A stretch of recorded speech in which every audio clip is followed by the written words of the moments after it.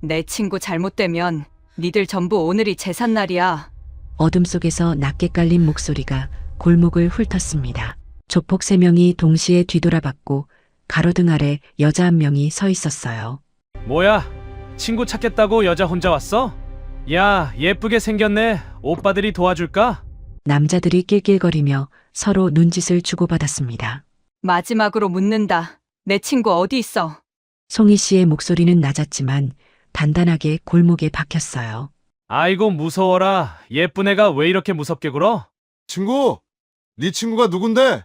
한두 명이어야 기억하지? 선두에 선 남자가 혀를 차며 성큼 다가왔습니다. 송희 씨는 대답 대신 천천히 손목에 시계를 풀어 주머니에 넣었어요. 그 사소한 동작에 골목의 공기가 묘하게 가라앉았죠. 야, 너 지금 뭐 하자는 거야? 어이가 없네. 귀엽긴. 혼자 와서 폼 잡는 거 봐라. 남자들이 웃음을 터뜨렸지만 송희 씨의 눈빛은 이미 차갑게 식어 있었습니다. 나는 분명 경고했다. 그 한마디가 떨어지자 골목이 순간 얼어붙었어요. 지금 어디에서 보고 계신가요? 시작하기 전 여러분의 좋아요와 구독은 채널에 큰 힘이 됩니다. 송희 씨의 발이 땅을 찼습니다. 선두에 섰던 남자가 미처 반응도 못하고 턱을 맞았고 그대로 뒤로 나가 떨어졌어요. 뭐야, 이년이? 남은 2명이 동시에 달려들었지만 송희 씨는 침착하게 몸을 낮췄습니다. 왼쪽에서 달려든 남자의 팔을 잡아 비틀었고 그 힘을 이용해 몸을 돌리며 뒤따라온 남자의 복부를 무릎으로 깊숙이 가격했어요. 2명이 연달아 바닥에 쓰러졌지만 송희 씨도 팔뚝에 긁힌 상처가 생겼죠. 21번 고르며 상처를 확인했지만 신경 쓸 겨를이 없었습니다. 마지막 남은 남자가 주춤하며 뒷걸음쳤어요. 야, 잠깐만. 나는 몰라. 진짜 아무것도 모른다고. 송희 씨가 천천히 다가가자 남자는 그 자리에 털썩 주저앉았습니다. 2시간 전 일이었어요. 송희 씨는 소정 씨 어머니에게서 다급한 전화를 받았습니다. 송희야, 소정이가 끌려갔어. 이상한 놈들이 갑자기 들이닥쳐서 데려갔어. 어머니 진정하시고 천천히 말씀해 주세요. 무슨 일이에요? 제발 소정이 좀 찾아줘. 경찰은 자꾸만 기다려보래. 너밖에 없어. 전화기 너머로 흐느끼는 울음소리에 송희 씨의 얼굴이 굳어졌어요. 곧바로 소정 씨 집으로 달려갔고 현관문은 이미 열려 있었습니다. 바닥엔 찢어진 가방끈과 산산조각난 휴대폰이 나뒹굴고 있었어요. 송희 씨는 그 흔적을 보며 손목에 오래된 흉터를 무의식적으로 만졌습니다. 이번엔 늦지 않아. 반드시 찾는다. 낮게 내뱉은 혼잣말에 주먹이 떨릴 정도로 힘이 들어갔어요. 그리고 지금 송희 씨는 쓰러진 남자의 멱살을 잡아 끌어올렸습니다. 말해, 소정이 어디 있어? 진짜 모른다니까? 우리는 그냥 여기 지키라고 해서 온 거야. 떨리는 목소리로 외치던 남자의 뺨을 송희 씨가 가볍게 쳤어요. 한 번 더 묻는다. 어디야? 창고, 부두 쪽 창고라고 들었어. 진짜 그게 전부야. 송희 씨는 남자를 놓아주지 않았습니다. 전화해. 네 위에 있는 놈한테. 미쳤어? 그러면 나 진짜 죽는다고. 안 하면 지금 나한테 죽어. 송희 씨의 눈빛이 가로등 아래서 차갑게 빛났고 남자는 덜덜 떨며 주머니에서 휴대폰을 꺼냈어요. 그때 골목 뒤쪽에서 전동카트 소리가 멈췄습니다. 장민호 택배기사님이 박스를 내려놓으며 이쪽을 바라봤어요. 그는 송희 씨의 움직임을 보며 고개를 갸웃했습니다. 저 여자 뭔가 다른데. 민호 씨는 설명할 수 없는 직감이 스쳐 지나갔지만 함부로 판단하지 않기로 했어요. 박스를 든 채 조용히 상황을 지켜보기로 했습니다. 송희 씨가 남자의 휴대폰을 빼앗아 통화 기록을 확인했어요. 최근 발신 기록에 다로영이라는 이름이 선명하게 찍혀 있었습니다. 이 번호가 니네 보스지? 그건 함부로 말 못해. 제발 살려줘. 송희 씨는 번호를 조용히 외우고 휴대폰을 남자에게 던졌어요. 오늘 일 없던 걸로 해. 이별면 내가 먼저 찾아간다. 남자는 공포에 질려 미친 듯이 고개를 끄덕였습니다. 송희 씨가 골목을 빠져나가려는 순간 민호 씨와 눈이 마주쳤어요. 잠깐의 정적이 흘렀고 민호 씨가 먼저 조심스럽게 입을 열었습니다. 아가씨, 혹시 도움이 필요하신 거 아닙니까? 괜찮아요. 신경 안 쓰셔도 돼요. 송희 씨가 차갑게 대답했지만 민호 씨는 쉽게 물러서지 않았어요. 아까 그놈들이 말한 부두 창고, 거기 혼자 가시면 위험합니다. 송희 씨의 걸음이 딱 멈췄습니다. 어떻게 아세요, 그쪽이? 어젯밤에 배달 가다가 검은 밴을 봤어요. 번호판이 전남이었고 안에서 여자 오는 소리가 났습니다. 송희 씨의 주먹이 꽉 쥐어졌어요. 소정이가 맞다는 직감이 강하게 들었습니다. 말씀 고마워요. 도움이 될 것 같네요. 송희 씨가 빠르게 골목을 빠져나갔고 민호 씨는 그 뒷모습을 한참 동안 지켜봤어요. 저 여자 보통은 아닌 것 같은데. 골목을 빠져나온 송희 씨는 곧바로 부두 방향으로 발걸음을 옮겼어요. 민호 씨가 알려준 정보가 머릿속에서 맴돌았습니다. 검은 밴, 전남 번호판, 여자 오는 소리. 소정이가 맞다면 시간이 없었어요. 한편 민호 씨는 배달을 마치고 집으로 돌아가는 길이었습니다. 그런데 아까 그 여자의 눈빛이 자꾸 떠올랐어요. 보통 사람이 아닌데 괜찮으려나. 민호 씨는 한숨을 내쉬며 핸들을 잡았지만 마음 한구석이 계속 신경 쓰였습니다. 새벽 2시, 인적이 끊긴 골목 끝에 낡은 건물 하나가 보였어요. 간판도 없고 창문엔 신문지가 덕지덕지 붙어 있었습니다. 주변에는 가로등도 제대로 없어서 어둠이 짙게 깔려 있었죠. 송희 씨는 소정 씨의 얼굴을 떠올리며 주먹을 꽉 쥐었어요. 기다려, 반드시 찾아낼게. 건물 앞에서 담배를 피우던 남자가 송희 씨를 발견했습니다. 야, 너 누구야? 이 시간에 여자 혼자 여기서 뭐해? 길 잃어버렸어요. 큰 길이 어디예요? 송희 씨가 일부러 겁먹은 표정을 지으며 대답했어요. 큰 길? 저쪽으로 쭉 가면 나오는데 여자 혼자 이런 데 돌아다니면 위험하지. 남자가 담배를 내던지며 씩 웃었습니다. 잠깐만, 얼굴 좀 보자. 밤에 예쁜 여자 만나기 힘든데, 저 정말 바빠서요. 그냥 길만 알려주세요. 뭘 바빠, 잠깐이면 돼. 이리 와봐. 남자가 손을 뻗어 송희 씨의 팔을 잡으려 했어요. 그 순간 송희 씨의 손이 번개처럼 움직였습니다. 남자의 팔을 낚아채 비틀며 벽에 내리찍었고 남자는 비명도 지르지 못한 채 기절했어요. 송희 씨는 주변을 살핀 뒤 건물 뒤편으로 돌아갔습니다.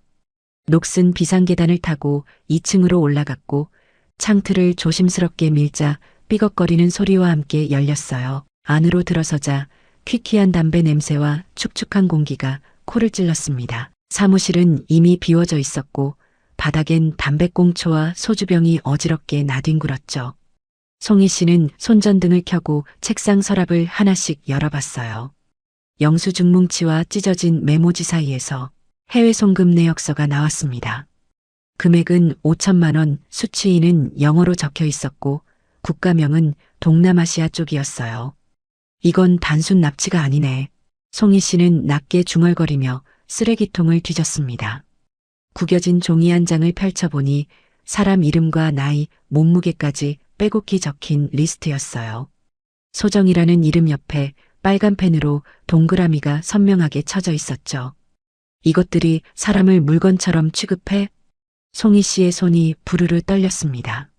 소정 씨의 웃는 얼굴이 떠올랐고 분노가 가슴 깊은 곳에서 치밀어 올랐어요. 하지만 이를 악물고 감정을 억눌렀습니다. 지금 감정에 휩쓸리면 안 됐어요.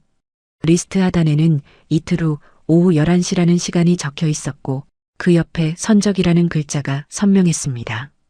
송희 씨는 휴대폰을 꺼내 서류들을 하나하나 촬영했어요. 증거는 많을수록 좋았거든요. 그때 아래층에서 철커덕 문 열리는 소리가 들렸습니다. 송희 씨는 재빨리 손전등을 끄고 책상 뒤로 몸을 낮춰 숨었어요. 발소리가 계단을 타고 점점 올라오고 있었죠. 야, 아까 밑에서 담배 피우던 놈 어디 갔어? 몰라, 화장실 갔나? 연락도 안 되네. 게으른 놈, 맨날 딴짓이야. 나중에 혼내야겠다. 두 남자의 목소리가 점점 가까워졌습니다. 사무실 문이 열리고 형광등 불이 켜졌어요. 야, 이거 봐. 누가 서랍 뒤졌어. 뭐? 진짜네. 종이가 다 흐트러져 있잖아. 이상한데, 여기 아까 분명 잠갔는데, 누가 들어온 거 아니야? 설마, 경찰인가? 경찰이 이렇게 조용히 들어와? 도둑인가? 남자들이 긴장한 표정으로 사무실 구석구석을 두리번거리기 시작했어요. 송희 씨는 숨을 죽이고 타이밍을 재다가 책상 뒤에서 튀어나왔습니다. 뭐야? 첫 번째 남자가 소리치기도 전에 턱에 주먹이 꽂혔어요. 두 번째 남자가 주먹을 휘두르며 달려들었지만 송희 씨는 낮게 몸을 숙여 피한 뒤 무릎을 올려 복부를 가격했습니다. 두 명 모두 신음과 함께 바닥에 쓰러졌고 송희 씨는 거칠게 숨을 몰아쉬었어요. 시간이 없어. 이틀 안에 반드시 찾아야 해. 창문을 열고 비상계단을 타고 내려가는 송희 씨의 눈빛이 어둠 속에서 차갑게 빛났습니다. 소정 씨를 향한 약속이 그녀의 발걸음을 더욱 빠르게 만들었어요. 송희 씨는 건물을 빠져나와 골목 끝에서 숨을 골랐어요. 촬영한 서류 사진을 다시 확인하며 머릿속으로 정리했습니다. 이틀 후 오후 11시 선적. 그 전에 소정 씨를 찾아야 했어요. 하지만 부두 창고가 어디인지 정확한 위치를 몰랐죠. 그때 뒤에서 전동카트 소리가 들렸습니다. 고개를 돌리자 민호 씨가 천천히 다가오고 있었어요. 아까 그 아가씨 맞죠?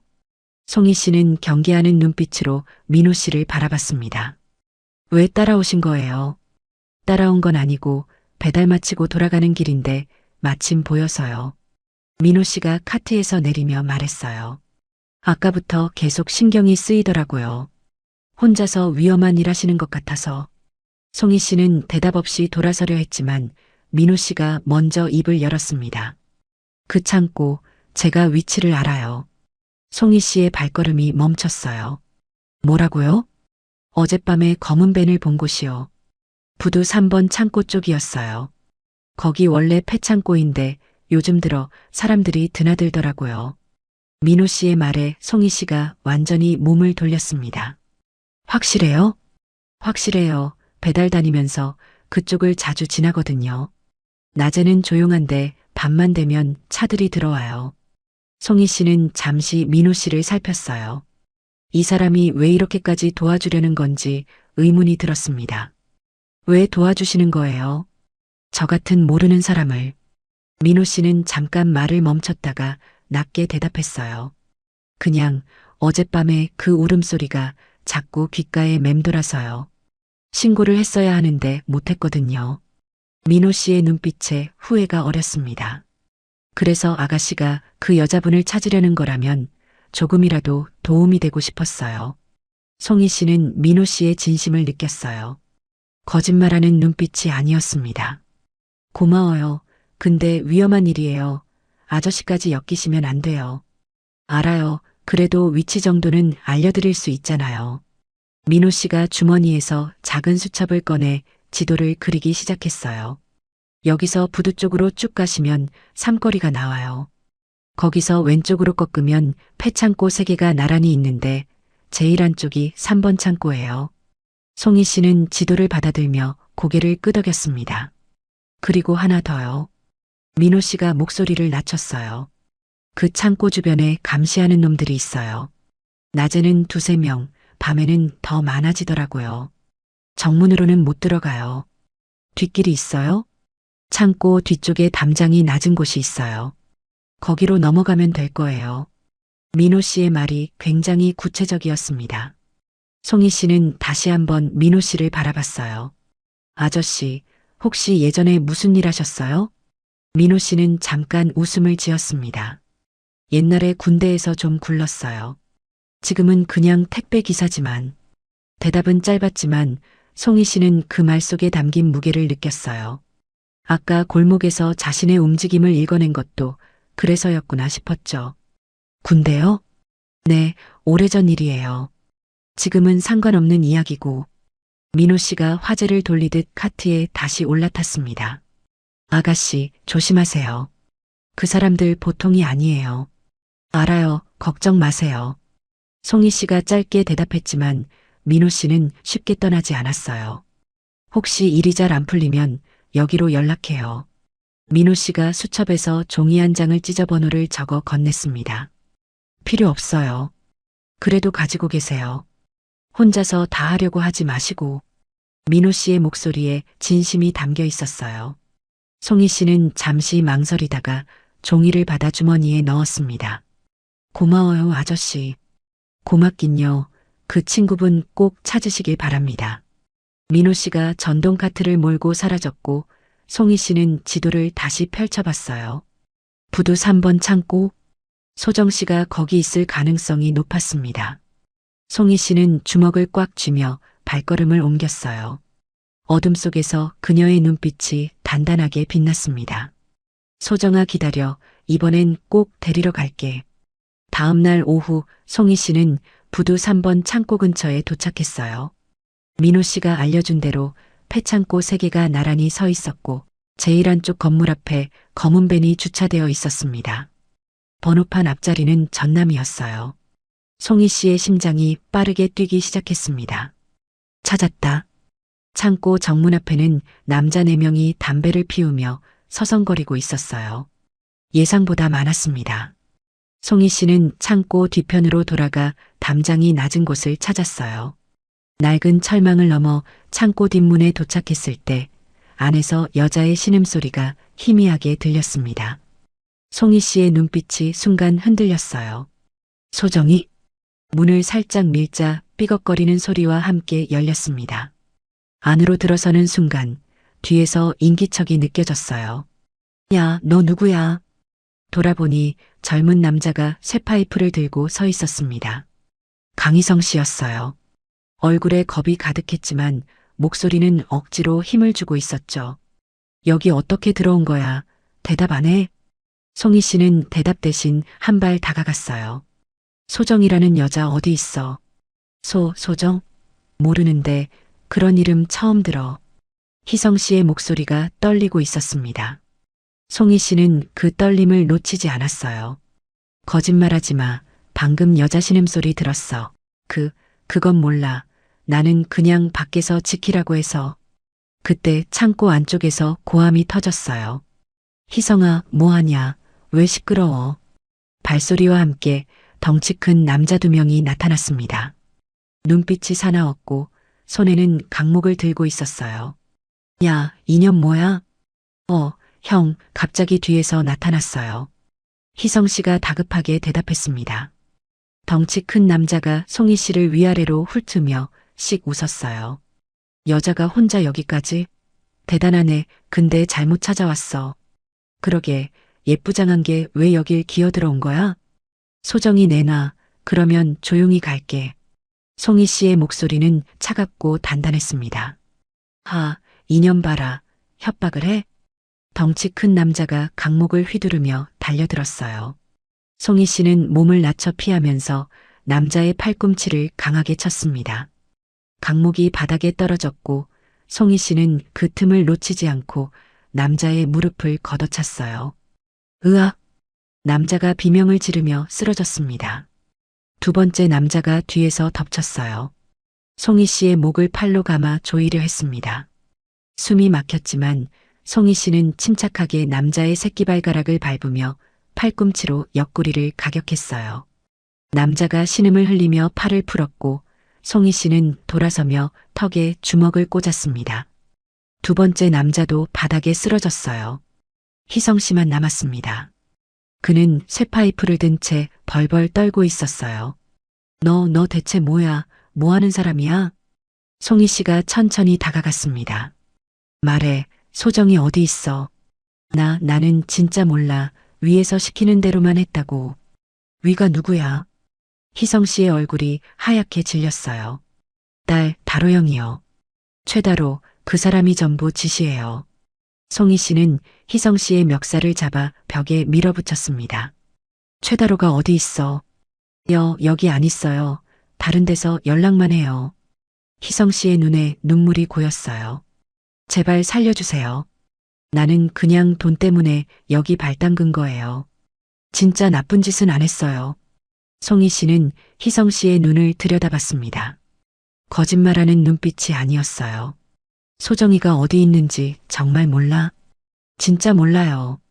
근데 내일 밤에 어디론가 옮긴다는 얘기는 들었어요. 어디로? 그건 몰라요. 다로 형만 알아요, 제발. 송희 씨는 희성 씨를 천천히 놓아줬어요. 넌 여기서 빠져. 다시는 이 일에 엮이지 마. 고마워요. 진짜 다시는 안 할게요. 희성 씨가 허겁지겁 도망쳤고 송희 씨는 창고 안쪽을 살폈습니다. 아까 들렸던 신음소리의 방향으로 걸어갔어요. 그러나 그곳엔 아무도 없었습니다. 낡은 의자와 끊어진 밧줄만 남아 있었어요. 이미 옮겼구나. 송희 씨는 이를 악물었습니다. 시간이 없었어요. 송희 씨는 창고를 빠져나와 골목 끝에서 숨을 골랐어요. 낡은 의자와 끊어진 밧줄의 이미지가 머릿속에서 떠나지 않았습니다. 소정 씨가 분명 여기 있었어요. 묶여있던 흔적이 생생했거든요. 그런데 한 발 늦었습니다. 주머니에서 휴대폰을 꺼내 촬영해둔 서류를 다시 확인했어요. 선적 일정은 내일 오후 11시. 하지만 희성 씨는 내일 밤에 옮긴다고 했습니다. 정보가 어긋나고 있었어요. 뭔가 이상해. 일부러 정보를 흘린 건가. 그때 휴대폰이 울렸습니다. 모르는 번호였어요. 송희 씨는 잠시 망설이다가 전화를 받았습니다. 누구세요? 아까 창고에서 깽판 친 여자지? 낮고 굵은 남자 목소리였어요. 누구야? 최다로라고. 이름은 들어봤을 거 아니야? 송희 씨의 손에 힘이 들어갔습니다. 드디어 본체가 직접 연락해온 거였어요. 용건이 뭐야? 야, 말투 봐라. 배짱은 있네. 네 친구 찾고 싶으면 잘 들어. 다로의 목소리에 여유가 묻어났습니다. 아까 그 창고는 미끼였어. 우리가 바보인 줄 알았어? 뭐? 누가 냄새 맡고 돌아다니는 거 진작에 알았다고. 일부러 기다렸지. 송희 씨의 눈빛이 차갑게 변했어요. 소정이 어디 있어? 부두 반대편에 폐공장 있어. 거기 지하에 있어. 거기 가면 소정이를 보내주는 거야? 다로가 낮게 웃었습니다. 그건 와봐야 알지. 혼자 와. 경찰 부르면 네 친구 바다에 던진다. 전화가 끊어졌어요. 송희 씨는 휴대폰을 내려다보며 이를 악물었습니다. 함정일 가능성이 높았어요.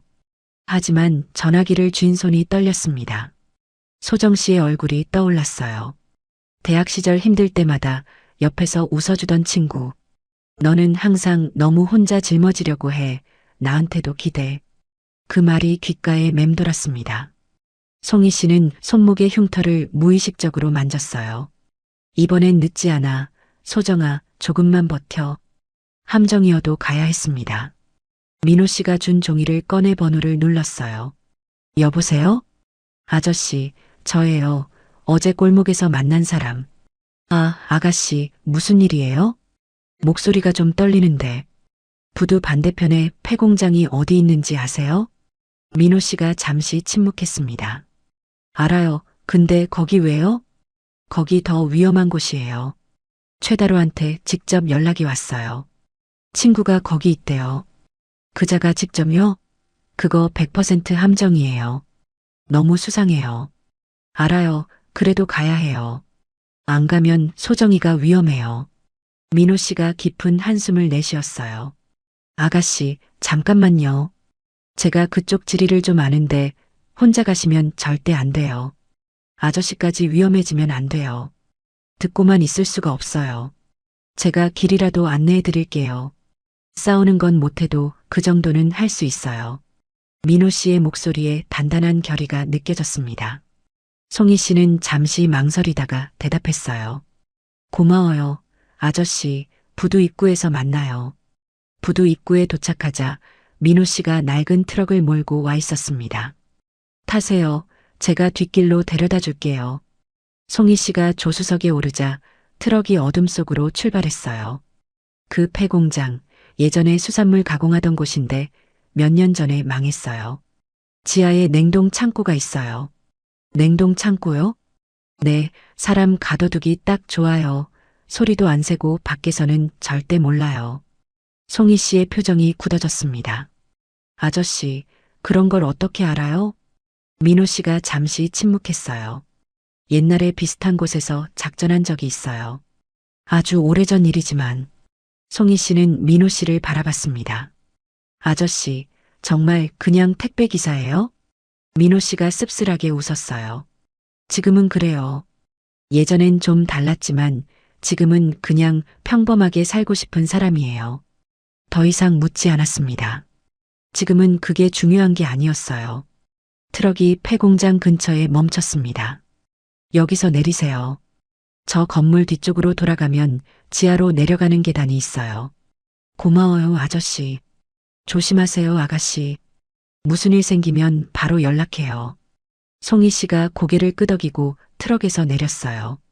어둠 속으로 사라지는 송희 씨의 뒷모습을 민호 씨가 걱정스럽게 지켜봤습니다. 제발 무사해야 할 텐데. 송희 씨는 폐공장 뒤편으로 조심스럽게 접근했어요. 민호 씨가 말한 대로 건물 뒤쪽에 지하로 내려가는 계단이 보였습니다. 녹슨 철문이 반쯤 열려 있었고 안에서 희미한 불빛이 새어나왔어요. 송희 씨는 숨을 고르며 계단을 내려갔습니다. 지하는 예상보다 넓었어요. 냉동 창고답게 공기가 차갑고 축축했습니다. 발소리를 죽이며 안쪽으로 들어가는데 어디선가 신음소리가 들렸어요. 송희 씨의 심장이 빠르게 뛰기 시작했습니다. 소정이 소리를 따라 이동하자 철창으로 막힌 작은 방이 나타났어요. 그 안에 여자 한 명이 웅크리고 있었습니다. 송희 씨는 철창에 달라붙으며 낮게 불렀어요. 소정아, 소정아 나야. 여자가 고개를 들었습니다. 하지만 소정 씨가 아니었어요. 당신 누구예요? 여자가 겁에 질린 목소리로 물었습니다. 저는 친구를 찾으러 왔어요. 여기 다른 여자 없었어요? 몰라요. 저는 어제 끌려왔어요. 다른 사람은 못 봤어요. 여자의 몸이 덜덜 떨리고 있었어요. 송희 씨는 이를 악물었습니다. 또 속은 거였어요. 그때 위에서 발소리가 들렸습니다. 여러 명이 계단을 내려오고 있었어요. 송희 씨는 여자의 손을 잡으며 말했습니다. 꼭 다시 올게요. 반드시 구하러 올 테니까 조금만 버텨요. 여자가 눈물을 글썽이며 고개를 끄덕였어요. 송희 씨는 재빨리 창고 구석에 몸을 숨겼습니다. 야, 그년 들어왔대. 찾아. 혼자 왔어? 그런 것 같아. 최영님이 잡아오래. 산채로. 남자들의 목소리가 점점 가까워졌어요. 최소 5명은 되는 것 같았습니다. 정면 돌파는 무리였어요. 휴대폰이 진동했습니다. 민호 씨였어요. 아가씨, 괜찮아요? 밖에서 차들이 들어오는 거 봤어요. 함정이었어요. 소정이 여기 없어요. 동쪽에 환기구가 있어요. 거기로 빠져나와요. 고마워요. 송희 씨는 동쪽 방향으로 재빨리 이동했어요. 환기구가 보였습니다. 하지만 그 순간 뒤에서 누군가 발목을 잡았어요. 잡았다. 송희 씨는 반사적으로 몸을 틀며 남자의 손목을 꺾었습니다. 비명과 함께 남자가 손을 놓았고 송희 씨는 환기구로 뛰어올랐어요. 환기구를 빠져나온 송희 씨는 폐공장 옥상에 도착했습니다. 건물 뒤편으로 뛰어내려 민호 씨의 트럭을 향해 달렸어요. 아가씨, 빨리. 송희 씨가 올라타자마자 트럭이 출발했습니다. 한참을 달린 뒤에야 송희 씨가 입을 열었어요. 속았어요. 처음부터 함정이었어요. 그럴 줄 알았어요. 너무 쉽게 위치를 알려줬잖아요. 민호 씨가 한숨을 내쉬었습니다. 송희 씨는 휴대폰을 꺼내 소정 씨의 번호로 들어갔어요. 혹시나 하는 마음에 음성 메시지함을 확인했습니다. 재생되지 않은 메시지 하나가 눈에 들어왔어요. 납치 당일 밤에 남긴 메시지였습니다. 송이야, 나 소정이야. 소정 씨의 목소리가 스피커를 통해 흘러나왔어요. 떨리고 있었습니다. 무서워. 이상한 사람들이 나를 데려가. 어딘지 모르겠어. 송희 씨의 눈가가 붉어졌어요. 엄마 아빠한테 미안하다고 전해줘. 나 때문에 고생만 시켜서. 소정 씨의 울음 섞인 목소리가 이어졌습니다. 송이야, 고마웠어. 내가 내 친구여서 정말 행복했어. 메시지가 끊겼어요. 송희 씨는 휴대폰을 꽉 쥐며 고개를 숙였습니다. 어깨가 미세하게 떨리고 있었어요. 민호 씨는 아무 말 없이 운전에 집중했습니다. 한참 뒤 송희 씨가 낮게 말했어요. 내일 오전 11시면 선적이에요. 시간이 없어요. 어떻게 할 거예요? 반드시 찾을 거예요. 무슨 일이 있어도. 그 목소리에는 흔들림이 없었습니다. 차가운 결의가 담겨 있었어요. 트럭이 부두에서 멀어지는 동안 송희 씨는 머릿속을 정리했어요. 최다로는 처음부터 자신을 유인하려 했습니다. 그렇다면 소정 씨는 아직 다른 곳에 있다는 뜻이었어요. 하지만 어디인지 알 수가 없었습니다. 아저씨, 잠깐 세워주세요. 송희 씨가 갑자기 말했어요. 민호 씨가 트럭을 길가에 세웠습니다. 왜요? 무슨 생각 있어요? 희성이한테 다시 연락해 볼게요. 그 애가 뭔가 더 알고 있을 수도 있어요. 송희 씨는 휴대폰을 꺼내 확인했던 번호를 눌렀어요. 신호음이 길게 울렸습니다. 받지 않을 것 같았어요. 그런데 5번째 신호음 끝에 떨리는 목소리가 들렸습니다. 여보세요? 나야, 어제 창고에서 만났던 사람. 희성 씨가 숨을 들이켰어요. 어떻게 이 번호를 알았어요? 그건 중요하지 않아. 최다로가 어디 있는지 알아? 몰라요. 진짜 몰라요. 저 이제 그쪽이랑 연 끊었어요. 송희 씨는 목소리를 낮췄습니다. 희성 씨, 나도 너한테 해코지하고 싶지 않아. 근데 내 친구가 내일이면 해외로 팔려가. 제발 도와줘. 전화기 너머로 희성 씨의 거친 숨소리가 들렸어요. 한참을 망설이다가 희성 씨가 입을 열었습니다. 진짜 저한테 불똥 안 튀게 해줄 거예요? 약속할게. 오늘 밤에 다로 형이 직접 물건을 확인하러 간대요. 물건? 그러니까 사람들이요. 선적 전에 마지막으로 점검한다고 했어요. 송희 씨의 눈빛이 날카로워졌어요. 어디서? 항구 근처에 오래된 수산시장 건물이 있어요. 거기 지안행동고요. 송희 씨는 주소를 받아 적었습니다. 고마워, 희성 씨. 이 은혜는 잊지 않을게. 제발 제 이름은 빼주세요. 들키면 저 진짜 죽어요. 전화가 끊어졌어요. 민호 씨가 물었습니다. 뭐래요? 오늘 밤에 최다로가 직접 나온대요. 항구 근처 수산시장 건물이요. 민호 씨의 표정이 굳어졌어요. 거기 가시려고요? 네, 이번이 마지막 기회예요. 위험해요, 아가씨. 이번엔 진짜 보스가 나온다는 거잖아요. 알아요. 그래도 가야 해요. 민호 씨는 잠시 침묵했습니다. 그러다 한숨을 내쉬며 말했어요. 저도 같이 갈게요. 아저씨, 위험하다니까요. 듣고만 있을 수가 없어요. 옛날에 비슷한 일을 겪은 적이 있거든요. 민호 씨의 눈빛이 달라졌습니다. 후배 하나를 구하지 못했어요. 그때 내가 좀 더 빨리 움직였으면 살릴 수 있었는데. 송희 씨는 민호 씨를 바라봤어요. 아저씨도 아픈 기억이 있구나라는 생각이 들었습니다. 고마워요, 아저씨. 근데 정말 괜찮아요? 괜찮아요. 이번엔 후회하고 싶지 않아요. 밤이 깊어지고 두 사람은 수산시장 건물 근처에 도착했어요. 낡은 건물은 어둠 속에 묻혀 있었고 주변에는 인적이 없었습니다. 하지만 건물 뒤편에 검은 차 3대가 주차되어 있었어요. 왔네요. 송희 씨가 낮게 말했습니다. 건물 안으로 들어가려는 순간 정문이 열리며 남자들이 쏟아져 나왔어요. 그 중앙에 양복을 입은 남자가 서 있었습니다. 나이는 40대 후반. 눈빛이 차갑고 입꼬리가 비틀어져 있었어요. 최다로였습니다. 야, 드디어 왔네. 기다렸어. 다로가 천천히 걸어왔어요. 네가 그렇게 용감하다며? 내 애들 여러 명 병원 보냈잖아. 소정이 어디 있어? 송희 씨가 차갑게 물었습니다. 소정? 아, 그 여자 걱정 마. 곧 좋은 데로 보내줄 거야. 해외로.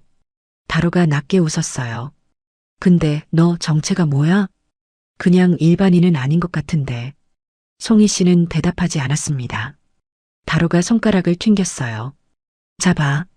남자 6명이 동시에 달려들었습니다. 송희 씨는 자세를 낮추며 주먹을 쥐었어요. 민호 씨가 뒤에서 외쳤습니다. 아가씨, 조심해요. 긴장이 극에 달한 순간 송이 씨의 눈빛이 얼음처럼 차갑게 빛났어요. 남자 6명이 동시에 달려들었어요. 송이 씨는 첫 번째 남자의 주먹을 피하며 턱을 정확하게 가격했습니다. 두 번째 남자가 뒤에서 덮쳤지만 몸을 틀어 팔꿈치로 옆구리를 강하게 쳤어요. 세 번째 남자가 달려들자 다리를 걸어 넘어뜨렸고 네 번째 남자는 무릎으로 복부를 가격해 쓰러뜨렸습니다. 하지만 다섯 번째 남자가 쇠파이프를 휘둘렀어요.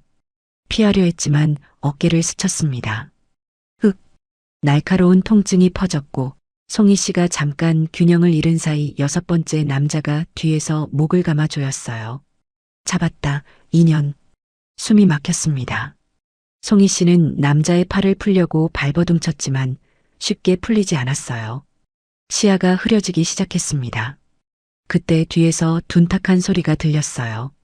남자의 팔이 느슨해졌고 송이 씨는 재빨리 빠져나왔습니다.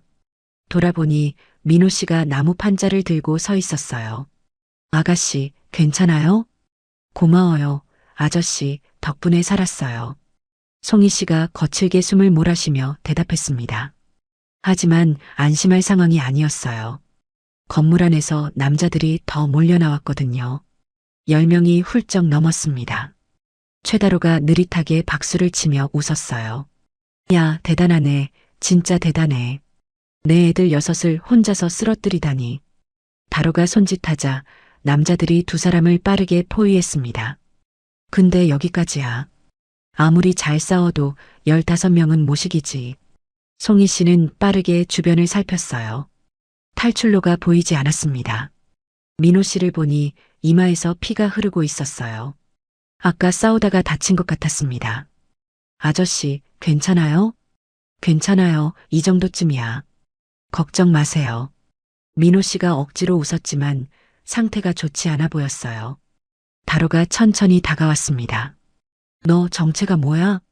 일반인치고는 너무 잘 싸우는데 혹시 운동선수야?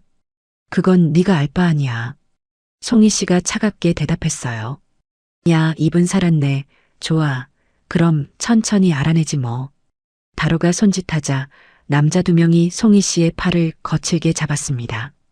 민호 씨도 붙잡혔어요. 일단 안으로 데려가 전현한테 물어볼 게 많아. 송이 씨와 민호 씨는 건물 안으로 끌려갔습니다. 지하로 내려가는 계단이 나왔고 좁고 어두운 통로를 지나 철문 앞에 도착했어요. 문이 열리자 매서운 냉기가 쏟아져 나왔습니다. 냉동 창고였어요. 안에는 여자 5명이 묶여 있었습니다. 모두 겁에 질린 표정이었고 얼굴이 창백했어요. 송이 씨의 눈이 그중 한 명에게 멈췄습니다. 소정아. 소정 씨였어요. 얼굴이 창백했고 입술이 파랗게 질려 있었습니다. 송이야? 소정 씨가 믿을 수 없다는 표정으로 송이 씨를 바라봤어요. 왜 여기 있어? 너까지 잡힌 거야? 빨리 도망가. 도망 안 가. 널 데리러 왔어. 송이 씨가 단호하게 말했습니다. 다로가 낮게 웃었어요. 야, 감동적이네. 친구 사이가 참 좋아. 근데 이제 둘 다 같이 가는 거야. 뭐? 내일 아침이면 배가 출발해. 너도 같이 태워줄게. 걱정 마. 다로가 비웃으며 송이 씨의 턱을 잡아 올렸습니다. 예쁘게 생겼으니까 비싸게 팔리겠다. 횡재네. 송이 씨는 이를 악물었어요. 손이 뒤로 묶여 있어서 움직일 수가 없었습니다. 민호 씨도 옆에 묶여 있었어요. 아가씨, 미안해요. 제가 더 도움이 됐어야 하는데. 아저씨 잘못 아니에요. 제가 끌어들인 거예요. 송이 씨가 낮게 대답했습니다. 다로가 철문 앞에서 돌아봤어요. 푹 쉬어. 내일 아침에 보자. 마지막 밤이니까 친구랑 얘기나 해. 철문이 닫히고 무거운 자물쇠 소리가 들렸습니다. 냉동 창고 안은 어둡고 차가웠어요. 송이 씨는 주변을 천천히 살폈습니다. 환기구가 보였지만 손이 묶인 상태로는 올라갈 수 없었어요. 시간이 없었습니다. 내일 아침이면 모든 게 끝이었어요. 송이 씨는 깊게 숨을 들이쉬며 머릿속을 정리했습니다. 반드시 빠져나간다. 방법을 찾아야 해. 차가운 공기 속에서 송이 씨의 눈빛만이 꺼지지 않고 빛나고 있었어요. 냉동 창고 안은 점점 더 추워지고 있었어요. 송이 씨는 묶인 손목을 비틀며 밧줄을 풀려고 시도했습니다. 하지만 단단하게 묶여 있어서 쉽게 풀리지 않았어요. 손끝이 얼어붙는 것 같았습니다. 송이야, 미안해. 소정 씨가 떨리는 목소리로 말했어요. 나 때문에 내까지 이렇게 됐어. 나만 없었으면. 무슨 소리야. 내가 널 찾으러 온 거야. 내 잘못 아니야. 송이 씨가 단호하게 대답했습니다. 우리 둘 다 여기서 나갈 거야. 절대 포기하지 마. 소정 씨의 눈에 눈물이 고였어요. 정말 나갈 수 있을까? 내가 약속할게. 반드시 데리고 나간다. 민호 씨가 낮은 목소리로 말했습니다. 아가씨, 저쪽 구석에 뭔가 있어요. 송이 씨가 고개를 돌려 민호 씨가 가리키는 방향을 봤어요. 어둠 속에서 희미하게 뭔가가 반짝였습니다. 깨진 유리 조각이었어요. 송이 씨의 눈빛이 빛났습니다. 아저씨, 저기까지 갈 수 있어요? 해볼게요. 좀 걸리겠지만. 민호 씨가 몸을 뒤틀며 천천히 유리 조각 쪽으로 이동했어요. 묶인 상태로 움직이는 건 쉽지 않았지만 민호 씨는 이를 악물고 포기하지 않았습니다. 마침내 유리 조각에 손이 닿았어요. 잡았어요. 민호 씨가 유리 조각으로 조심스럽게 밧줄을 긁기 시작했습니다. 그때 철문 바깥에서 발소리가 들렸어요. 모두가 숨을 죽였습니다. 발소리가 점점 가까워지다가 철문 앞에서 멈췄어요. 심장이 터질 것 같았습니다. 야, 안에 있는 것들 조용히 해. 시끄러우면 혼난다. 남자의 목소리가 들리고 잠시 후 발소리가 다시 멀어졌습니다. 송이 씨는 안도의 한숨을 내쉬었어요. 민호 씨가 다시 밧줄을 긁기 시작했습니다. 찰칵찰칵 작은 소리가 났지만 다행히 밖에서는 들리지 않는 것 같았어요. 시간이 얼마나 흘렀을까요? 마침내 밧줄이 툭 끊어졌습니다. 됐어요. 민호 씨가 손을 자유롭게 풀고 송이 씨에게 다가왔어요. 송이 씨의 밧줄도 빠르게 풀어졌습니다. 고마워요. 아저씨, 진짜 대단해요. 송이 씨가 손목을 풀며 감사의 말을 전했어요. 소정 씨와 다른 여자들의 밧줄도 빠르게 풀어졌습니다. 모두 5명이었어요. 시퀀스육에서 봤던 그 여자도 있었습니다. 이제 어떻게 해요? 소정 씨가 떨리는 목소리로 물었어요. 송이 씨는 창고 안을 살폈습니다. 환기구가 보였지만 5명이 모두 빠져나가기엔 시간이 너무 오래 걸릴 것 같았어요. 그때 구석에 버려진 가방 하나가 눈에 들어왔습니다. 송이 씨가 다가가 열어봤어요. 안에는 서류 뭉치와 태블릿이 있었습니다. 이건 뭐지? 태블릿 화면을 켜자 문서 파일이 떴어요. 오늘 날짜의 해외 이동 계획표였습니다. 출발 시간, 도착지, 경유지, 그리고 인원수까지 상세하게 적혀 있었어요. 아가씨, 이거 봐요. 민호 씨가 서류를 가리켰습니다. 차량 번호와 선박 이름이 적혀 있었어요. 민호 씨가 이전에 봤던 검은 벤의 번호와 정확히 일치했습니다. 이거 완벽한 증거예요. 이걸로 경찰에 신고하면 전부 잡을 수 있어요. 송이 씨가 태블릿을 가방에 다시 넣으며 말했어요. 근데 여기서 어떻게 나가요? 문이 잠겨 있잖아요. 한 여자가 불안한 목소리로 물었습니다. 송이 씨는 철문을 살폈어요. 안에서는 열 수 없는 구조였습니다. 하지만 경첩 부분이 낡아 있었어요. 녹이 심하게 슬어 있었습니다. 아저씨, 아까 그 유리 조각 아직 있어요? 있어요, 여기요. 민호 씨가 유리 조각을 건넸습니다. 송이 씨는 경첩 부분의 나사를 유리 조각으로 긁기 시작했어요. 녹이 슬어 있어서 생각보다 쉽게 풀렸습니다. 조금만 더, 거의 다 됐어. 송이 씨가 집중하며 나사를 풀었어요. 마침내 경첩 하나가 빠졌습니다. 문이 삐걱거리며 기울어졌어요. 됐어. 이제 나갈 수 있어. 송이 씨가 문틈을 벌리며 말했습니다. 바깥 복도는 어두웠고 인기척이 없었어요. 조용히 따라와요. 소리내면 절대 안 돼요. 송이 씨가 앞장서서 복도로 나섰습니다. 소정 씨가 송이 씨의 손을 꽉 잡았어요. 송이야, 고마워. 정말 고마워. 아직 끝난 거 아니야. 여기서 완전히 나가야 해. 송희 씨가 단호하게 말하며 앞으로 나아갔습니다. 복도 끝에서 계단이 보였어요. 하지만 그 순간 위에서 발소리가 들렸습니다. 누군가 내려오고 있었어요. 송희 씨는 손을 들어 모두를 멈추게 했습니다. 심장이 빠르게 뛰었어요.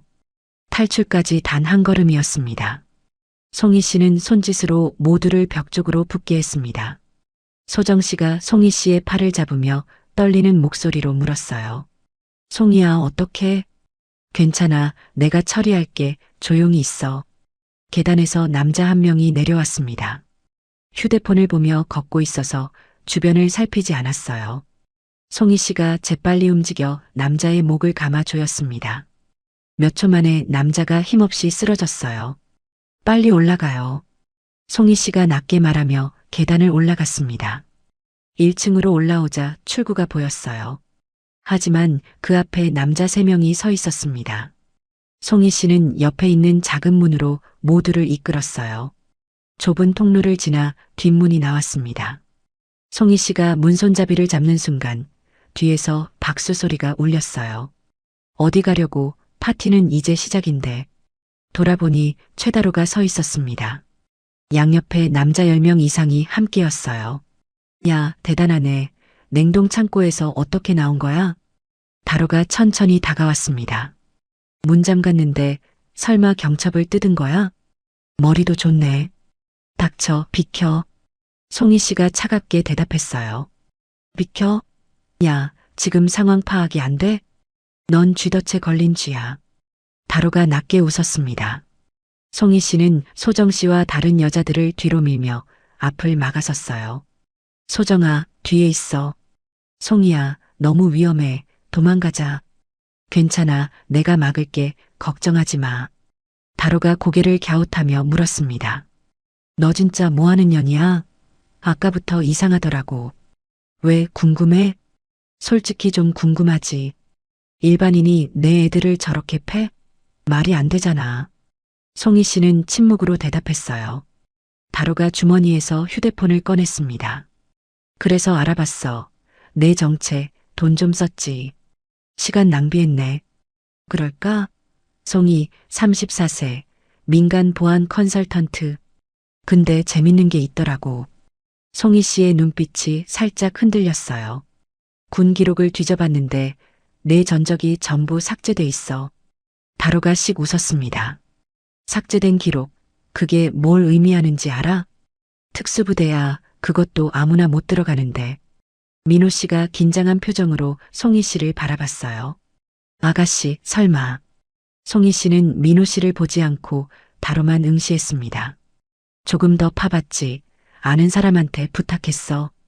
다로가 휴대폰을 주머니에 넣으며 말했어요. 707 특임대, 들어봤어? 주변 남자들이 웅성거리기 시작했습니다. 707이요? 그 대테러 특수부대요? 거기 여자도 있어요? 조용히 해. 다로가 손을 들어 조용히 시켰어요. 707 특임대에서도 극비 임무만 수행한 요원이 있었대. 다로가 송희 씨를 가리켰습니다.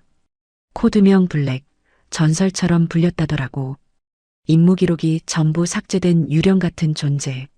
송희 씨의 손이 천천히 주먹을 쥐었어요. 근데 웃긴 게 그게 여자였다는 거야.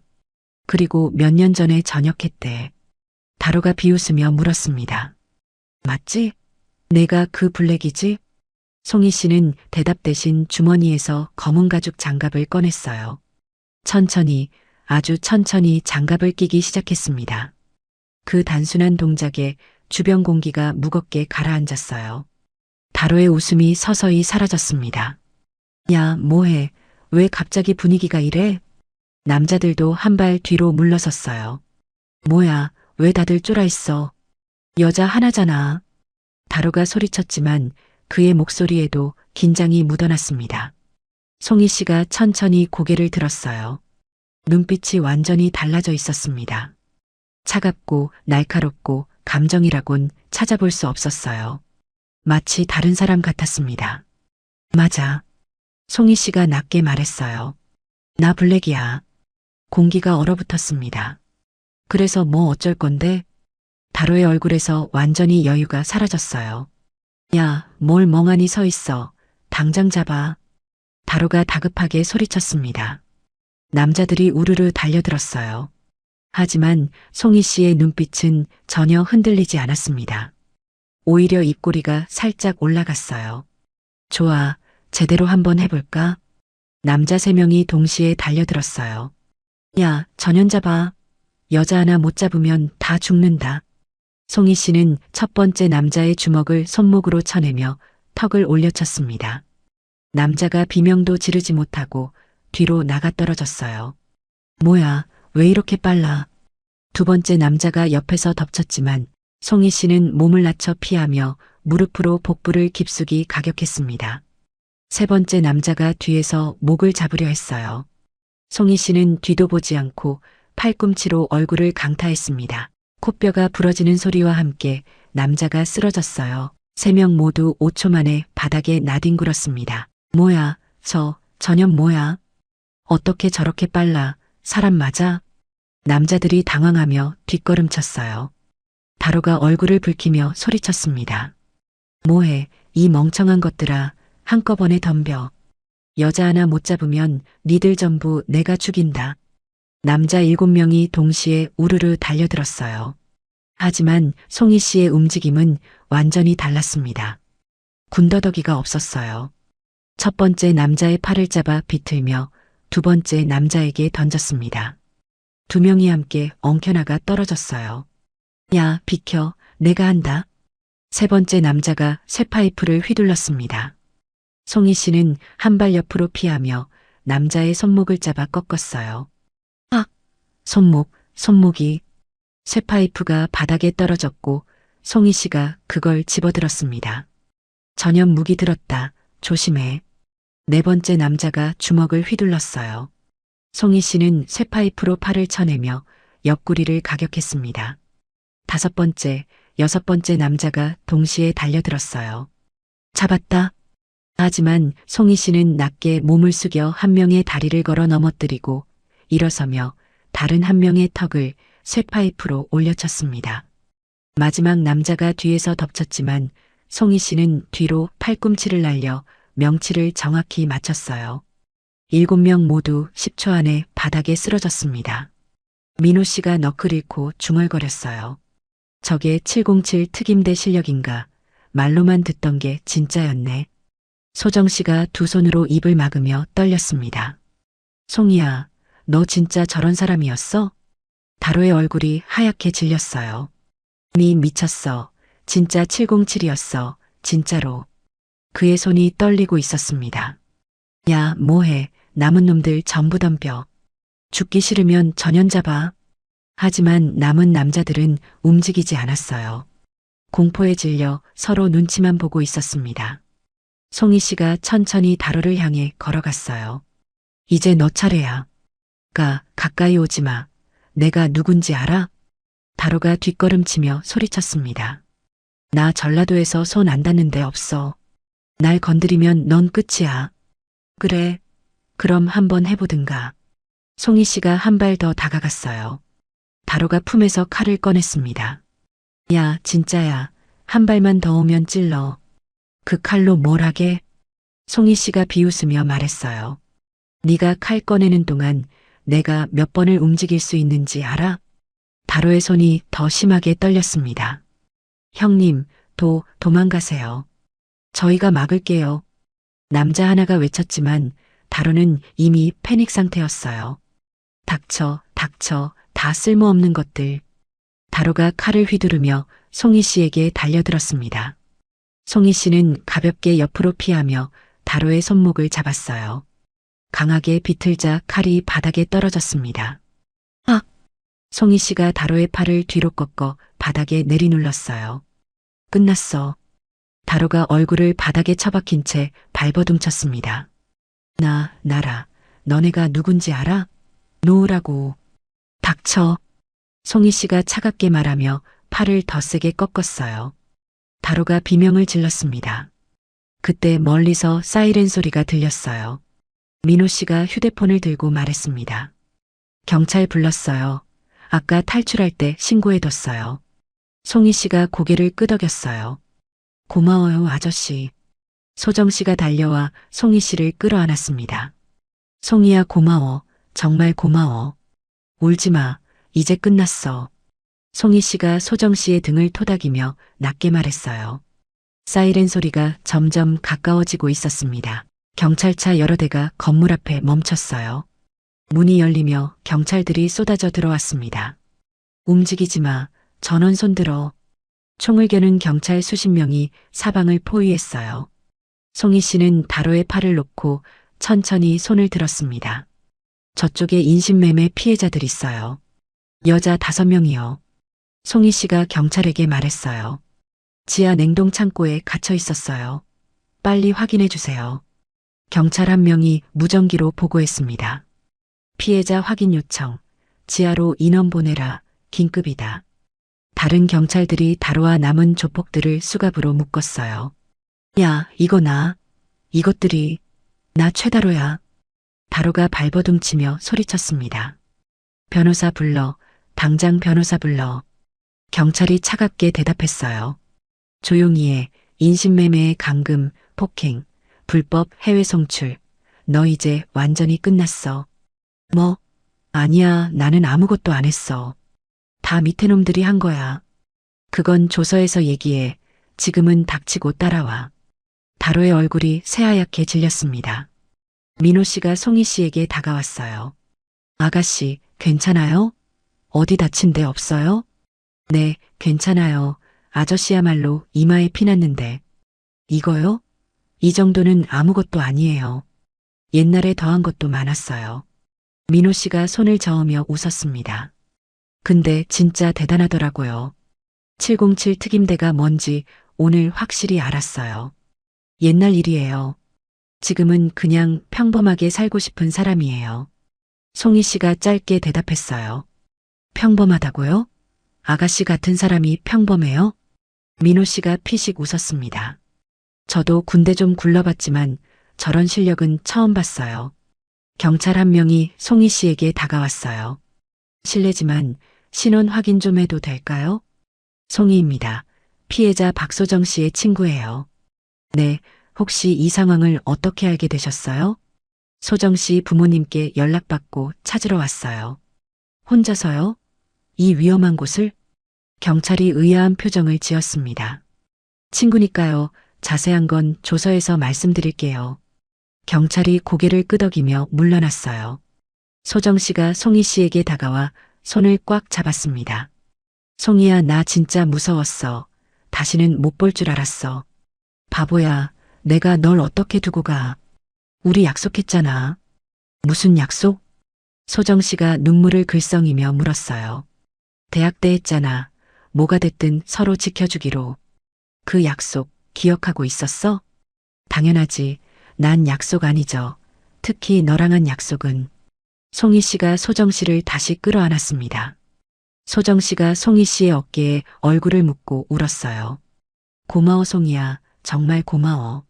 내가 아니었으면 나 진짜 끝났을 거야. 울지 마. 이제 다 끝났어. 집에 가자. 그때 경찰 한 명이 뛰어왔어요. 지하에서 피해자 5명 전원 확인했습니다. 다들 무사합니다. 송희 씨가 안도의 한숨을 내쉬었습니다. 다행이다. 약속 지켰네. 송희 씨가 낮게 중얼거렸어요. 민호 씨도 옆에서 고개를 끄덕였습니다. 이제 진짜 끝났네요. 아가씨 덕분이에요. 아저씨가 신고 안 했으면 저도 위험했어요. 저야말로 감사해요. 다로가 경찰에게 끌려가면서 송희 씨를 노려봤습니다. 2년 나 나오면 가만 안 둬. 두고 봐. 반드시 찾아간다. 송희 씨가 다로에게 천천히 다가갔어요. 경찰이 막으려 했지만 송희 씨는 다로 앞에 멈춰섰습니다. 나오면? 네가 나올 수 있을 것 같아? 낮고 차가운 목소리에 다로가 움찔했어요. 인신매매, 감금, 폭행, 해외 송출까지 증거 다 있어. 송희 씨가 다로의 눈을 똑바로 바라봤습니다. 네 인생 끝났어. 받아들여. 뭐라고? 그리고 만약에, 정말 만약에 나온다 해도. 송희 씨가 다로의 귓가에 속삭였어요. 그땐 내가 다시 찾아갈게. 그때는 경찰 없이 다로의 얼굴이 공포로 일그러졌습니다. 다리가 풀려 경찰에게 질질 끌려갔어요. 송희 씨가 돌아서서 소정 씨와 민호 씨에게 걸어갔습니다. 가자, 병원 가서 검사 받아야지. 송희야, 넌 안 다쳤어? 어깨 아까 맞았잖아. 이 정도는 괜찮아, 걱정 마. 세 사람이 건물을 빠져나왔어요. 새벽 공기가 차갑게 얼굴을 스쳤습니다. 동쪽 하늘이 희미하게 밝아오고 있었어요. 송희 씨가 하늘을 올려다보며 낮게 중얼거렸습니다. 끝났어. 드디어 끝났어. 손목에 오래된 흉터가 새벽빛에 희미하게 보였어요. 이번엔 지켰다는 안도감이 가슴 깊이 퍼졌습니다. 병원 복도는 조용했어요. 새벽 5시 응급실에서 검사를 마친 소정 씨가 일반 병실로 옮겨졌습니다. 송희 씨는 병실 앞 의자에 앉아 창밖을 바라보고 있었어요. 민호 씨가 자판기 커피 2개를 들고 다가왔습니다. 아가씨, 이거 드세요. 밤새 고생했잖아요. 고마워요, 아저씨. 송희 씨가 커피를 받아들며 짧게 웃었어요. 아저씨도 이마 치료받으셨어요? 네, 간호사분이 소독하고 밴드 붙여줬어요. 별거 아니에요. 민호 씨가 옆에 앉으며 말했습니다. 근데 아가씨, 진짜 대단했어요. 솔직히 처음엔 걱정 많이 했거든요. 모료 아저씨가 도와줘서 가능했던 거예요. 제가 모료, 저는 그냥 옆에서 조금 거들었을 뿐이에요. 송희 씨가 커피를 한 모금 마시며 말했어요. 아저씨, 아까 후배 얘기했잖아요. 구하지 못했다고. 민호 씨의 표정이 잠시 어두워졌습니다. 네, 오래전 일이에요. 무슨 일이었는데요? 민호 씨가 잠시 망설이다가 입을 열었어요. 해병대 특수수색대 시절이었어요. 작전 중에 후배가 고립됐는데 제가 빨리 못 갔어요. 그래서요? 구조대가 도착했을 땐 이미 늦었더라고요. 그 뒤로 군을 떠났어요. 민호 씨가 쓴웃음을 지었습니다. 그래서 아가씨 보고 그냥 지나칠 수가 없었어요. 또 후회하기 싫었거든요. 송희 씨가 민호 씨를 바라봤어요. 아저씨, 이번엔 후회 안 하셔도 돼요. 덕분에 다 구했잖아요. 그런가요? 네, 아저씨가 신고 안 했으면 저도 위험했어요. 진심으로 감사해요. 민호 씨의 눈가가 살짝 붉어졌습니다. 고맙습니다. 아가씨, 그 말 들으니까 마음이 좀 놓이네요. 그때 병실 문이 열리고 소정 씨 부모님이 들어왔어요. 소정 씨 어머니가 송희 씨를 보자마자 달려왔습니다. 송희야, 송희야, 고맙다, 정말 고맙다. 어머니가 송희 씨를 끌어안으며 울었어요. 우리 소정이 살려줘서 어떻게 갚아야 할지 모르겠다. 어머님 울지 마세요. 소정이가 무사한 게 중요한 거예요. 송희 씨가 어머니의 등을 토닥이며 말했습니다. 소정 씨 아버지도 눈시울이 붉어진 채 다가왔어요. 송희야, 진짜 고맙다. 내가 아니었으면 우리 소정이 어떻게 됐을지. 아버지, 저도 소정이 친구잖아요. 당연히 해야 할 일 한 거예요. 당연한 게 어딨어. 목숨 걸고 찾으러 갔잖아. 그게 어떻게 당연해.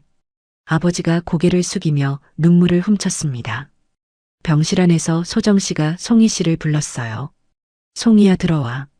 송희 씨가 병실로 들어가자 소정 씨가 침대에서 손을 내밀었습니다. 옆에 앉아. 송희 씨가 침대 옆 의자에 앉으며 소정 씨의 손을 잡았어요. 송희야, 나 진짜 무서웠어. 소정 씨가 조용히 말했습니다. 그 사람들이 나를 해외로 보낸다고 했을 때 다시는 못 돌아올 줄 알았어. 근데 돌아왔잖아. 내가 버텨줘서 내가 찾을 수 있었어. 내가 버텼다고? 응, 네가 포기 안 하고 버텨줬으니까 내가 찾은 거야. 소정 씨의 눈에 눈물이 고였어요. 송희야, 근데 너 진짜 그런 사람이었어? 뭐가? 707 특임대, 코드명 블랙, 그거 진짜야? 송희 씨가 잠시 침묵했습니다. 응, 진짜야. 미안해. 말 안 했어서. 왜 미안해. 오히려 고마워. 내가 그런 사람이어서 내가 살았잖아. 소정 씨가 웃으며 눈물을 흘렸어요. 근데 왜 말 안 했어? 우리 10년 넘게 친군데. 말해서 뭐해. 이미 전역했는데 그냥 평범하게 살고 싶었어. 평범하게? 응, 그냥 너처럼 평범하게. 친구 만나고 밥 먹고 웃고 그렇게 살고 싶었어. 송희 씨가 조용히 말했습니다. 소정 씨가 송희 씨의 손을 꽉 쥐었어요. 송희야, 고마워. 진짜 고마워. 평생 안 잊을게. 바보야, 잊어도 돼. 대신 건강하게 살아. 그래, 알았어. 건강하게 살게. 약속해. 두 사람이 손을 잡은 채 웃었어요. 창밖으로 아침 햇살이 병실 안으로 스며들고 있었습니다. 오랜 밤이 끝나고 새로운 아침이 밝아오고 있었어요. 며칠 후 소정 씨는 많이 회복됐어요. 얼굴에 혈색이 돌아왔고 웃음도 되찾았습니다. 송희 씨는 매일 병원에 들러 소정 씨 곁을 지켰어요. 그날 오후 병실 문이 노크와 함께 열렸습니다. 민호 씨가 과일 상자를 들고 들어왔어요. 안녕하세요. 괜찮으시다고 들어서 한번 찾아뵈러 왔습니다. 소정 씨가 반갑게 웃으며 인사했어요. 아, 아저씨, 들어오세요. 송이한테 얘기 많이 들었어요. 좋은 얘기만 들으셨으면 좋겠네요. 민호 씨가 쑥스럽게 웃으며 과일 상자를 내려놓았습니다. 송희 씨가 자리에서 일어나 민호 씨를 맞았어요. 아저씨, 안 오셔도 됐는데 일하시느라 바쁘셨을 텐데. 아니에요. 이 정도는 해야죠. 큰 도움도 못 됐는데. 무슨 말씀이에요. 아저씨 아니었으면 저도 위험했어요. 송희 씨가 진심을 담아 말했습니다. 소정 씨가 침대에서 몸을 일으키며 말했어요. 아저씨, 진짜 고마워요. 송희 말 들으니까 아저씨가 경찰 신고도 해주시고 길 안내도 해주셨다면서요. 별거 아니에요. 저는 그냥 옆에서 조금 거들었을 뿐이에요. 조금이요? 송이가 그러는데 아저씨 없었으면 진짜 큰일 날 뻔했대요. 민호 씨가 손을 내저었어요. 아가씨가 너무 높게 평가해 주시는 거예요. 진짜 대단한 건 송희 씨예요. 송희 씨가 민호 씨에게 의자를 권했습니다. 앉으세요. 아저씨, 커피 한 잔 드릴까요? 아, 네, 고맙습니다. 민호 씨가 의자에 앉으며 병실 창밖을 바라봤어요. 날씨가 좋네요. 이제 진짜 봄인가 봐요. 네, 따뜻해졌어요. 소정이도 곧 퇴원할 수 있대요. 송희 씨가 자판기 커피를 건네며 말했습니다. 민호 씨가 커피를 받아들며 조심스럽게 물었어요. 근데 아가씨, 앞으로 어떻게 하실 거예요? 무슨 말씀이세요? 이번 일로 아가씨 정체가 알려졌잖아요. 707 특임대, 코드명 블랙. 송희 씨가 잠시 생각에 잠겼습니다. 글쎄요, 아직 잘 모르겠어요. 혹시 다시 그쪽 일로 돌아가실 생각 있으세요? 아니요, 그건 없어요. 이제 그만하고 싶어요. 송희 씨가 조용히 대답했어요. 소정 씨가 끼어들었습니다. 송희야, 뭐래도 내가 결정하는 거야. 난 뭐든 응원할게. 고마워, 소정아. 근데 진짜 평범하게 살 수 있을까? 넌 너무 대단한 사람인데. 대단하긴 그냥 사람이야, 나도. 송희 씨가 웃으며 대답했어요. 민호 씨가 커피를 마시며 말했습니다. 저도 비슷했어요. 군대 떠나고 평범하게 살고 싶었거든요. 지금은 평범하게 사시잖아요, 아저씨. 네, 택배 일하면서 조용히 살고 있어요. 나쁘지 않아요. 그럼 저도 할 수 있겠네요. 송희 씨가 미소를 지었어요. 민호 씨가 자리에서 일어났습니다. 저는 이만 가볼게요. 오래 있으면 방해될 것 같아서. 아니에요, 아저씨, 방해라니요. 더 계시다 가세요. 소정 씨가 만류했지만 민호 씨가 손을 저었어요. 다음에 또 올게요. 퇴원하시면 밥 한 끼 사드릴게요. 정말요? 그럼 맛있는 거 사주셔야 해요. 소정 씨가 웃으며 말했습니다. 송희 씨가 민호 씨를 병실 밖까지 배웅했어요. 아저씨, 진짜 감사해요. 이번 일 아니었으면 아저씨 만날 일도 없었을 텐데. 저야말로 감사하죠. 오랜만에 보람 있는 일했어요. 민호 씨가 진심 어린 표정으로 말했습니다. 그 후배일 이후로 계속 마음에 짐이 있었는데 이번에 좀 내려놓은 것 같아요. 정말요? 네, 아가씨 덕분이에요. 고맙습니다. 민호 씨가 고개를 숙여 인사했어요. 송희 씨가 민호 씨의 손을 잡았습니다. 아저씨, 앞으로도 연락하고 지내요. 저 아저씨 같은 분 옆에 있으면 든든해요. 저야 영광이죠. 707 출신이 저 같은 사람을 챙겨주시다니. 아저씨도 특수수색대 출신이잖아요. 우리 비슷해요. 두 사람이 마주보며 웃었어요. 민호 씨가 손을 흔들며 복도를 걸어갔습니다. 송희 씨는 그 뒷모습을 한참 동안 바라봤어요. 좋은 사람이네, 진짜로. 송희 씨가 낮게 중얼거리며 병실로 돌아갔습니다. 일주일 후 소정 씨가 퇴원했어요. 병원 앞에서 소정 씨 부모님이 기다리고 있었습니다. 소정아, 조심해서 타. 아빠가 운전할게. 네, 아빠. 소정 씨가 차에 오르기 전 송희 씨를 돌아봤어요. 송희야, 진짜 고마웠어. 평생 잊지 않을게. 잊어도 돼. 대신 건강하게 잘 살아. 너도 잘 살아야 해. 약속해. 소정 씨가 송희 씨를 꼭 끌어안았습니다. 우리 자주 보자. 이제 연락 끊기면 안 돼. 그래, 약속할게. 송희 씨가 소정 씨의 등을 토닥이며 웃었어요. 소정 씨 어머니가 송희 씨에게 다가왔습니다. 송희야, 정말 고맙다.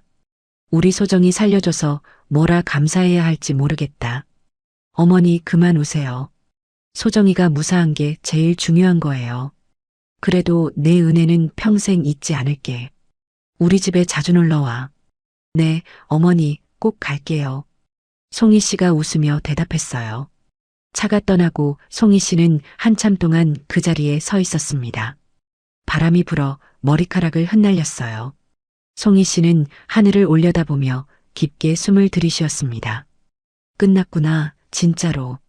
집으로 돌아온 송희 씨는 거실 소파에 앉았어요. 며칠간 제대로 쉬지 못해서 온몸이 피곤했습니다. 하지만 마음은 어느 때보다 평온했어요. 테이블 위에 놓인 작은 상자가 눈에 들어왔습니다. 송희 씨가 상자를 열자 군번줄이 보였어요. 오래된 금속줄에 이름과 번호가 새겨져 있었습니다. 송희 씨는 군번줄을 손끝으로 천천히 만졌어요. 707 특임대, 코드명 블랙. 낮게 중얼거리며 과거를 떠올렸습니다. 수많은 임무, 수많은 위험, 그리고 지키지 못했던 사람들. 손목의 흉터가 희미하게 보였어요. 그 흉터는 과거의 실패를 기억하게 해주는 표식이었습니다. 그때는 지키지 못했는데 송희 씨가 조용히 말했어요. 이번엔 지켰네. 눈가가 살짝 젖어들었습니다. 창밖으로 새벽빛이 스며들고 있었어요. 어둠이 걷히고 하늘이 점점 밝아졌습니다. 송희 씨는 창가로 다가가 새벽 하늘을 바라봤어요. 사람은 누구나 지키고 싶은 게 있어. 송희 씨가 낮게 말했습니다. 가족이든 친구든 아니면 자기 자신이든. 군번줄을 손에 쥔 채 송희 씨가 이어서 말했어요. 중요한 건 포기하지 않는 거야. 아무리 힘들어도. 늦었다고 생각할 때가 가장 빠른 때라고 하잖아. 나도 늦었다고 생각했어. 소정이 못 찾을 줄 알았어. 근데 포기 안 하니까 찾았어. 결국 지켰어. 송희 씨가 미소를 지었습니다. 민호 아저씨도 그랬어. 후배를 구하지 못한 게 평생 마음에 남았다고. 근데 이번엔 도와줬잖아. 그래서 마음이 놓였다고 했어. 사람은 실패해도 돼. 중요한 건 다시 일어서는 거야. 송희 씨가 군번줄을 목에 걸었어요. 나도 이제 평범하게 살고 싶어? 송희 씨가 창밖을 바라보며 말했습니다. 근데 누군가 위험하면 또 나설 거야. 그게 내가 배운 거니까 지키는 게 강한 거라고. 힘은 누군가를 해치라고 있는 게 아니야. 지키라고 있는 거야. 소중한 사람들을.